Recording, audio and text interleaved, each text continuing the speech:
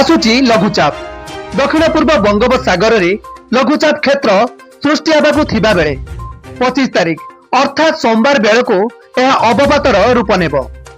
तेबे अवपातर रूप नेबा परे यह पश्चिम दिग आड़कू मुहाइब। तेबे सबुठारु बड़ कथा हेउछि लघुचापर प्रभाव ओडिशा उपरे पड़िबो नाही, किंतु आसंता 28 तारिख जाए राज्यर किछि स्थान रे कांबा वर्षा होई पारे। भुवनेश्वर आंचलिक पाणीपाग विभाग पक्षरु आकलन करा जायछि। सूचना अनुसार आसंता 4 दिन राज्यर पाग प्राय सुखिला रहिबो।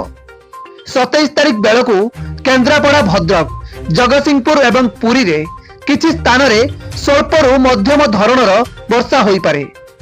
अन्यपटे 28 तारिख रे केन्द्रापड़ा, कोरापुट, जगतसिंहपुर एवं मालकानगिरी रे स्वल्परु मध्यम धरण रे वर्षा हेबो। राज्य रे वर्तमान अनेक स्थान रे तापमात्रा 15 डिग्री तलकू रहितिबा बेले वर्षा हेला परे तापमात्रा आउरी खसिबा नै आकलन करा जायछि।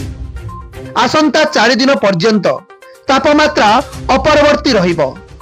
दिन किंबा रातिर तापमात्रा रे कोनोसी विशेष परिवर्तन परिलिखित हेबो नाही।